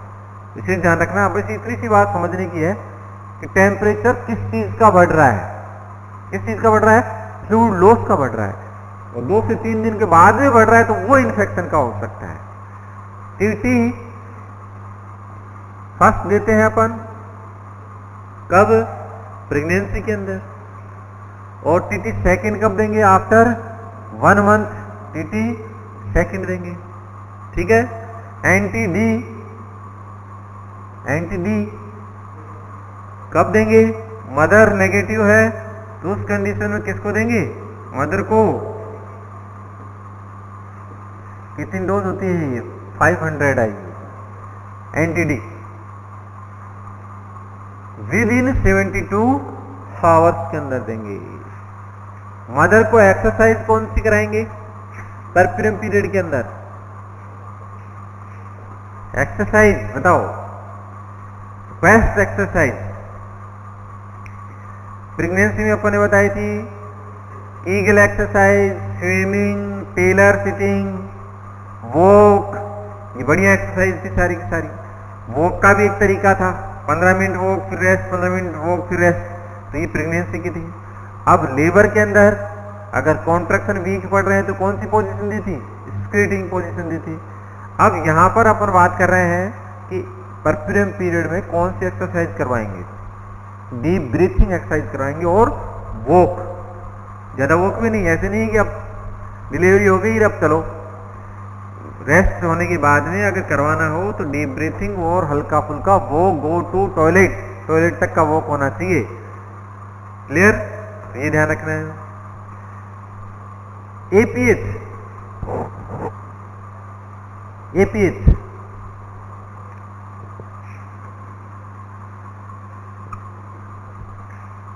किसको बोलते हैं? एपीएच डेफिनेशन आती है पहली चीज तो बोलो। आफ्टर 28 वीक ऑफ प्रेगनेंसी से लेकर के बिफोर डिलीवरी ऑफ फीटस जो ब्लीडिंग होती है वो क्या कहलाती है?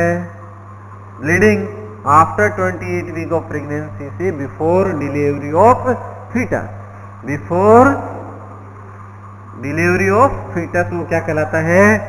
एपीएच। ये डेफिनेशन मिक्स हो सकती हैं, ध्यान रखना। पीपीएच आफ्टर डिलीवरी से लेकर के puerperium period 42 week, 6 week, 42 days, 6 week तक जो ब्लीडिंग होती है वो पीपीएच। एपीएच आफ्टर 28 वीक से लेकर के बिफोर डिलीवरी तक जो ब्लीडिंग होती है वो क्या कहलाएगी? ईपीएस। क्यों, क्या, कितनी होती है वो डिटेल बाद में देखेंगे, केवल क्वेश्चन देखो एग्जाम के। पीपीएस मेनली दो तरीके होती है। पीपीएस का कारण मेनली होता है प्लेसेंटल, एक ही कारण देखेंगे, कौन सा? प्लेसेंटल। तो प्लेसेंटल होता है प्लेसेंटा प्रिविया, और दूसरा होता है एब्रप्टियो प्लेसेंटा। प्लेसेंटा प्रिविया का मतलब होता है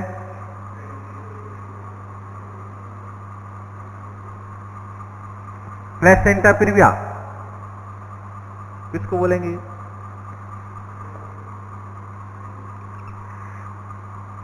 एब्रप्टिव प्लेसेंटा डेफिनेशन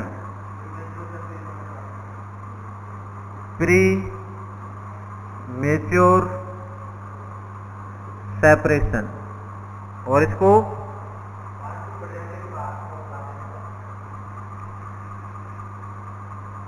प्लेसेंटा प्रिविया।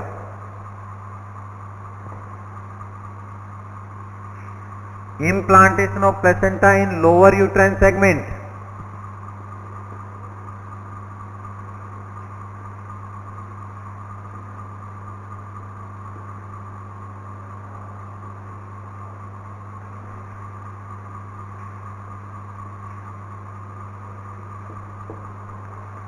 ठीक है, implantation of placenta in lower uterine segment टू क्या कहलाएगा? Placenta previa. Premature separation of placenta क्या कहलाएगा? Abruptio placenta. ठीक है, डेफिनेशन याद रह जाएगी। Premature separation of placenta, implantation of placenta in lower uterine segment. Placenta का इम्प्लांटेशन लोअर सेगमेंट में हो गया तो क्या कहलाएगा? Placenta previa. लोअर सेगमेंट के अंदर जो इम्प्लांटेशन होता है, ठीक है, जैसे मान लो कि लोअर के अंदर हुआ, लो लाइन के अंदर हुआ, इनकम्प्लीट हुआ, कंप्लीट सर्विस के ऊपर हुआ, तो ये 4 टाइप हो गया। यानी कहने का मतलब आप उन सब चीजों को छोड़ो, केवल डेफिनेशन पे देखो। प्लेसेंटा प्रिविया किसको बोल दिया? Implantation of placenta in lower uterine segment और प्रीमेच्योर सेपरेशन ऑफ प्लेसेंटा। दूसरा क्वेश्चन से एक क्लासिकल साइन उठाओ। प्लेसेंटा प्रिविया में जो ब्लीडिंग होती है वो होती है पेनलेस,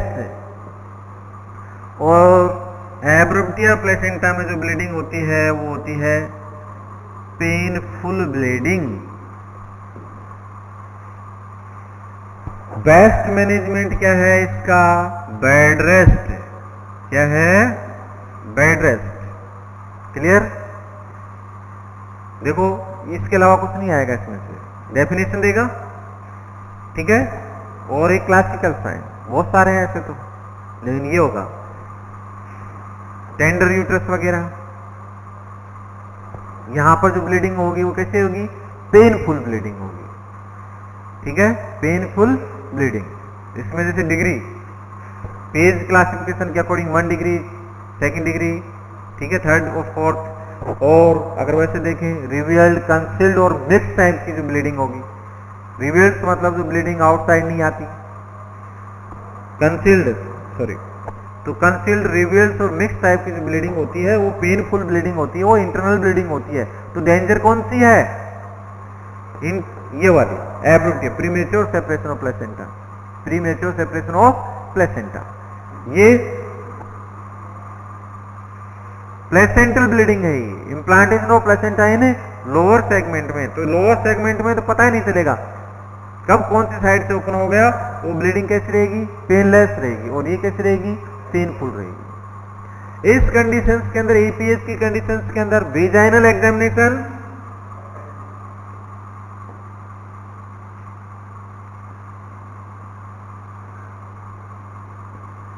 वेजाइनल एग्जामिनेशन करते हैं कि नहीं करते? वेजाइनल एग्जामिनेशन बिल्कुल करते हैं।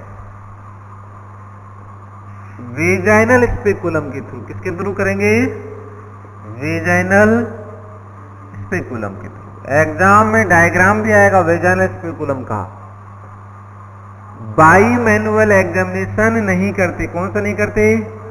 बाई मैनुअल एग्जामिनेशन नहीं करते, केवल पेल्विक एग्जामिनेशन की बात कर रहा हूं मैं। देखो बाई मैनुअल का मतलब 2 फिंगर इंसर्ट करके जो एग्जामिनेशन करते हैं तो वो क्या कहलाता है, बाई मैनुअल। तो यानी कि वो वेजाइनल एग्जामिनेशन नहीं करते। वेजाइनल एग्जामिनेशन कौन सा करते हैं, वेजाइनल स्पेकुलम के थ्रू वेजाइनल एग्जामिनेशन करते हैं। एपीएस की कंडीशंस के अंदर पेल्विक एग्जामिनेशन करते हैं कि नहीं करते, बोलो। पेल्विक एग्जामिनेशन बिल्कुल ही नहीं करते। बात आई समझ में। पेल्विक एग्जामिनेशन और वेजाइनल एग्जामिनेशन ध्यान रखना, पेल्विक एग्जामिनेशन बिल्कुल नहीं करते। वेजाइनल एग्जामिनेशन कर सकते हैं, लेकिन किसके थ्रू कर सकते हैं, वेजाइनल स्पेकुलम के थ्रू कर सकते हैं, बाई मैनुअल एग्जामिनेशन नहीं करते। ये हुआ APS.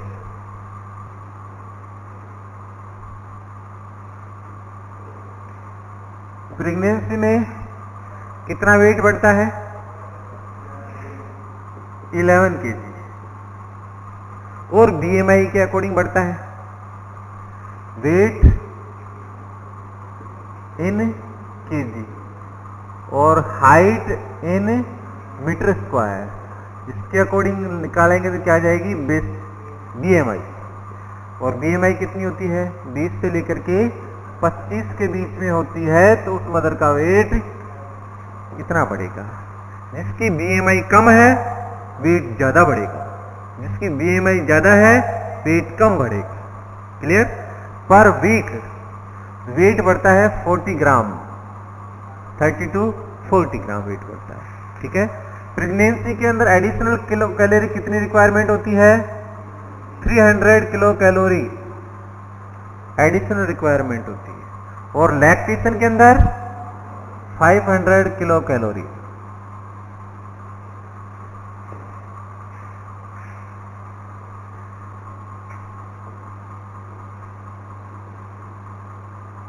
Abortion, termination of pregnancy या expulsion of pregnancy after 24 week of pregnancy, before 20 week, 24 week. पहले क्या था, 22 था, अब रिवाइज हो चुका है, ये 24 हो चुका है। और वेट लेस देन 500 ग्राम, तो अबॉर्शन कहलाता है। Expulsion, it is termination of pregnancy before 24 week of pregnancy. 24 week से पहले टर्मिनेट होना, एक्सपल्सन होना, एक्सक्रीशन होना, वो क्या कहलाएगा, अबॉर्शन। और वेट 500 ग्राम से कम। अबॉर्शन 2 टाइप का होता है, स्पॉन्टेनियस और induced.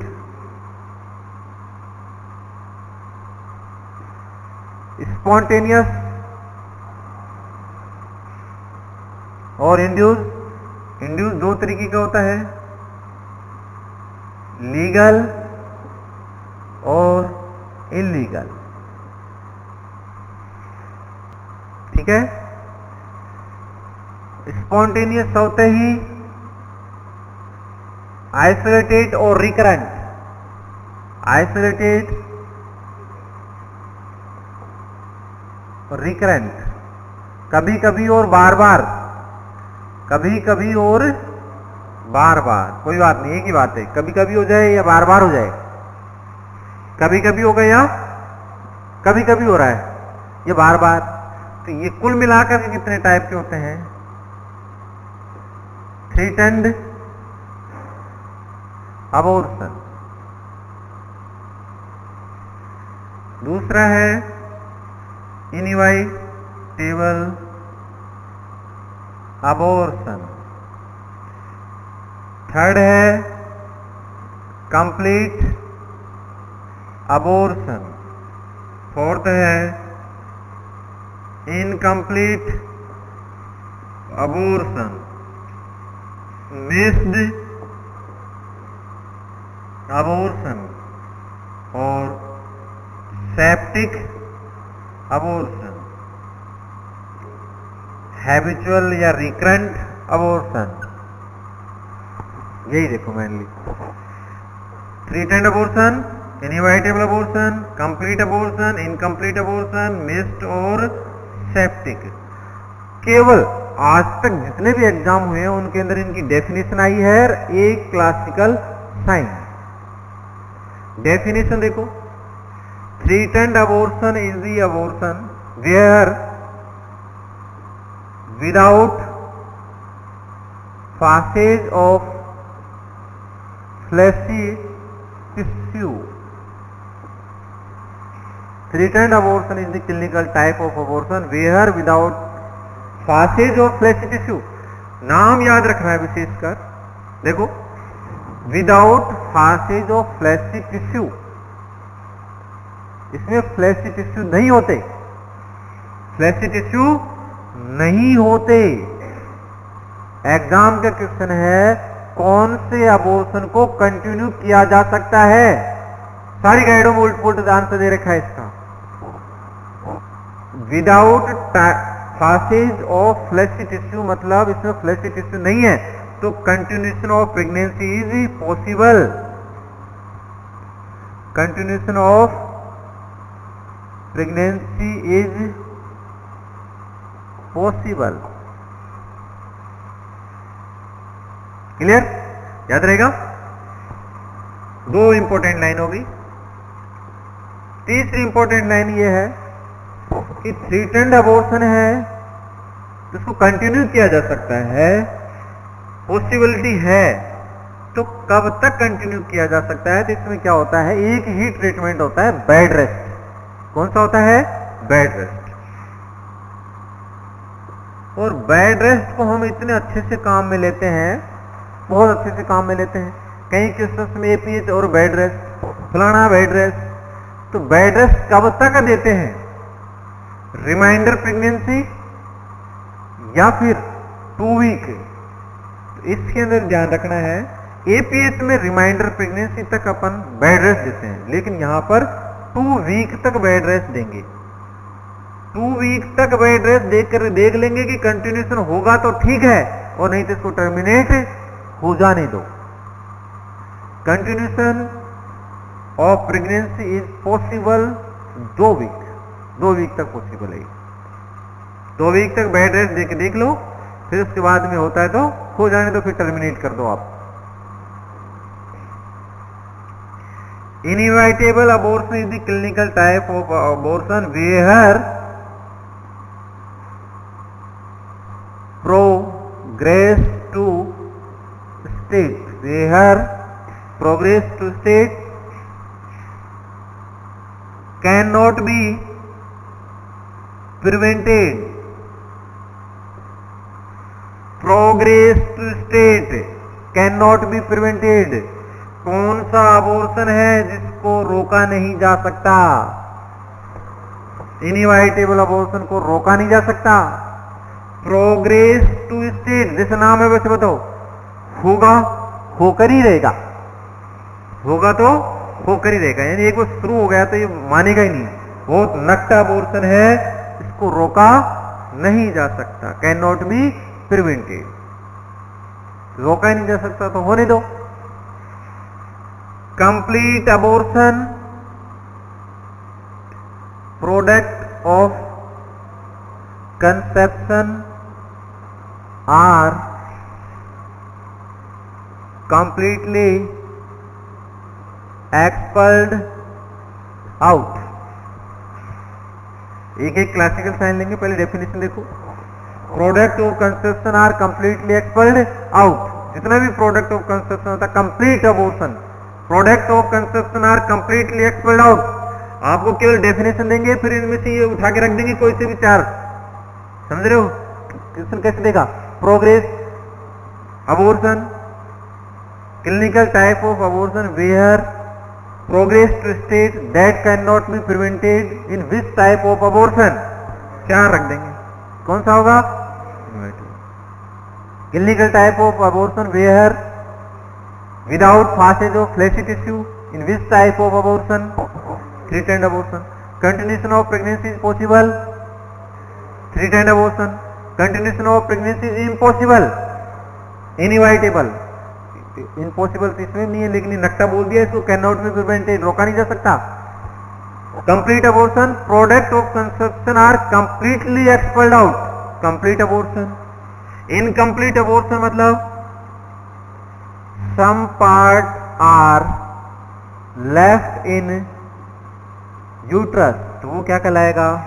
Incomplete abortion. Missed fetus is dead and retained inside for a variable period, तो क्या कहलाएगा? Missed abortion. Clear? Septic abortion, evidence of infection are called septic abortion. Clear? Legal और illegal, illegal होता है criminal और criminal होता है septic, और सेप्टिक में क्या होता है? इन्फेक्शन। इन्फेक्शन डिटेल तो इनकी बहुत सारी है, किसी की भी लेंगे कंफ्यूज हो जाएंगे, 2-3 घंटे के टॉपिक है, लेकिन अपन तो केवल एग्जाम के पर्पज से लाइन बता रहे हैं।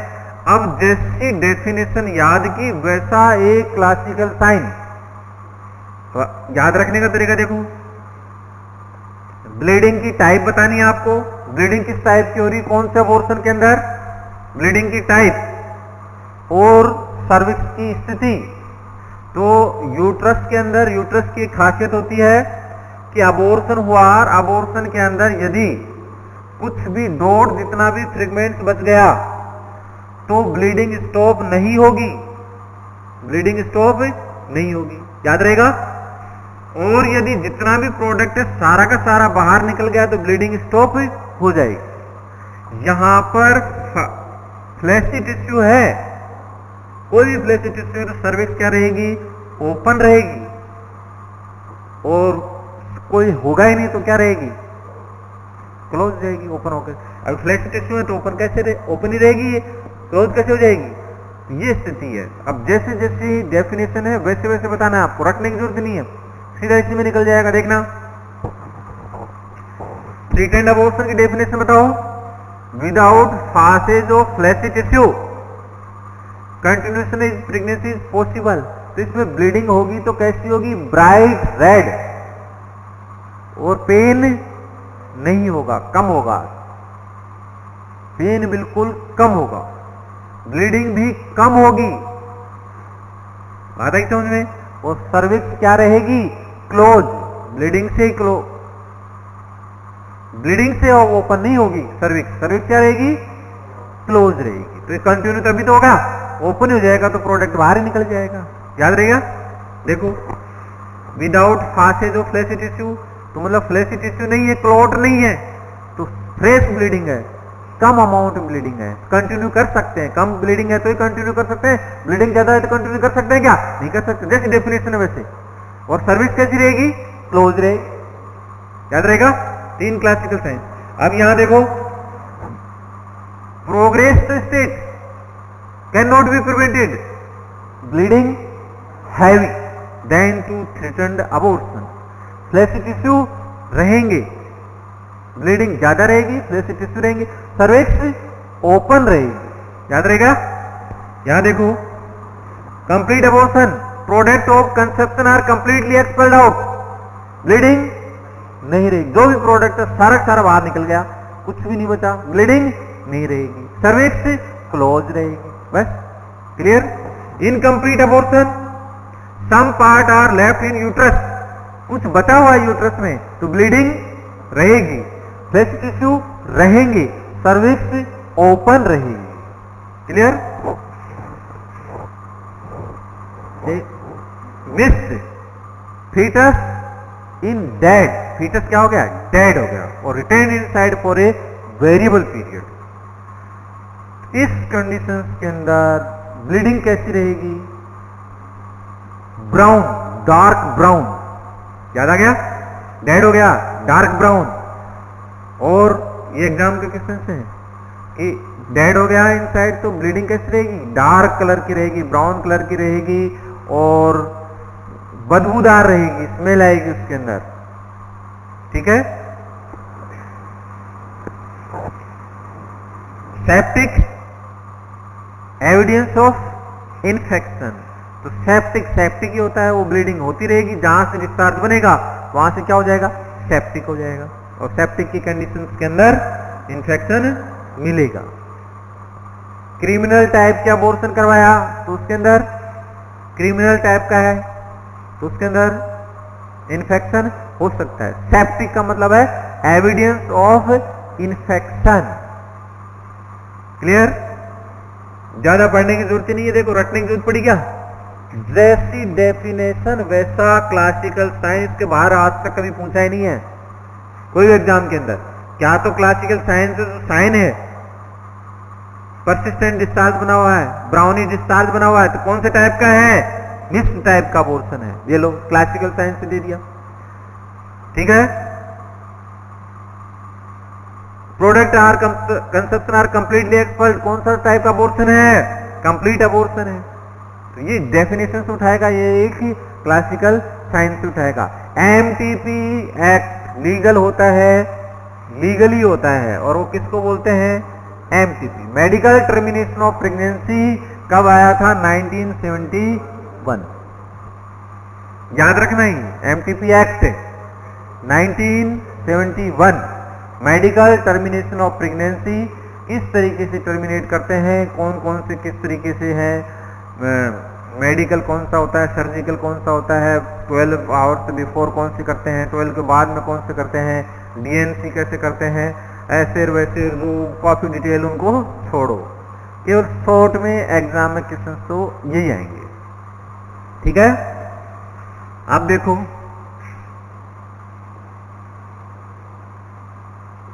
Pre-eclampsia. Preeclampsia is the pregnancy syndrome after 28 week of pregnancy, hypertension, high BP, 140/90 of mm of Hg, proteinuria with or without pathologically edema, वो क्या कहलाएगा? प्रीक्लेम्सिया।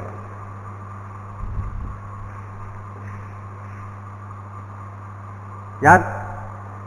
हाई बीपी कितना? 140/90 mm of Hg, protein urea, और with और without pathologically oedema. केवल definition. फिर देखो, इसको बिगाड़ लिया आपने तो क्या बन जाएगा? Eclampsia with conversion of pre-eclampsia.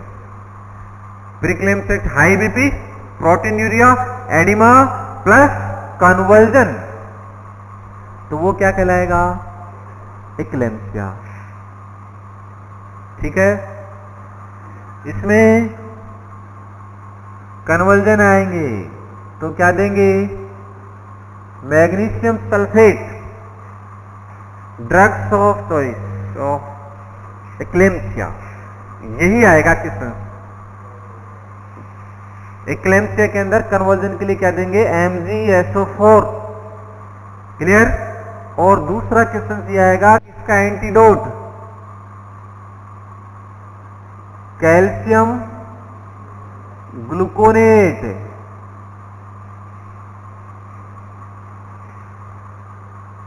ठीक है। एंटी हाइपरटेंसिव मिथाइल डोपा, और डायूरेटिक फ्लूसामाइड। ठीक है। ड्रग पूछते हैं इसमें से। एंटी हाइपरटेंसिव के लिए कौन सी देते हैं? Methyl dopa. डायूरेटिक क्योंकि एडिमा भी रहता है तो डायूरेटिक देंगे। कौन सी देंगे? फ्लूसामाइड। और कन्वर्जन रहेंगे, कन्वर्जन के लिए क्या देंगे? MgSO4। और इसका एंटीडोट कैल्शियम ग्लूकोनेट। इक्लेम्सिया क्या है? प्रीक्लेम्सिया का बिगड़ा हुआ रूप, ये प्रेगनेंसी सिंड्रोम है। इसके अंदर हाई बीपी रहेगी। हाई बीपी के कारण क्या होता है? Placental toxin substance, placental toxin substance, anti diuretic hormones, vasopressins वगैरह, फर्स्ट सेकेंड, और वो काफी डिटेल है, तो वो पैथोफिजियोलॉजी को तो अपन डिटेल से देखेंगे, लेकिन पैथोफिजियोलॉजी नहीं आएगी कि इक्लेम्सिया की पैथोफिजियोलॉजी लिखो, है ना। ये आएगा इक्लेम्सिया है क्या? हाई प्रीक्लेम्सिया का बिगड़ा हुआ रूप होता है, इसमें कन्वर्जेंस आते हैं डिस्ट्रिथमिया की वजह से, सेरेब्रल डिस्ट्रिथमिया, ठीक है। तो स्वेलिंग आ गई ब्रेन पेरेन्काइमा के अंदर, तो इसकी वजह से कन्वर्जेंस आ गई। और कन्वर्जेंस के भी टाइप्स होते हैं, प्रीमोनिटरी, टॉनिक, क्लोनिक और कोमा, कैसे बाहर लाया जाएगा मदर को, तो वो डिटेल को तो हटाओ, बस ये क्वेश्चन याद रखो, याद रहेंगे। फिर बताओ ectopic pregnancy, ectopic pregnancy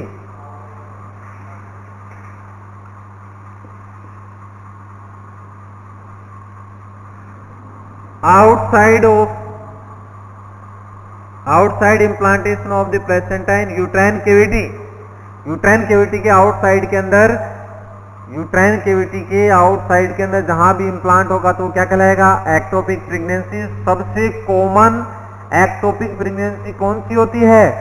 tubal, common tubal, कौन सी होती है? Tubal pregnancy. ट्यूबल में भी सबसे कॉमन कौन सी होती है? एम्पुला के अंदर, जहां फर्टिलाइजेशन हुआ वहीं रुक गया,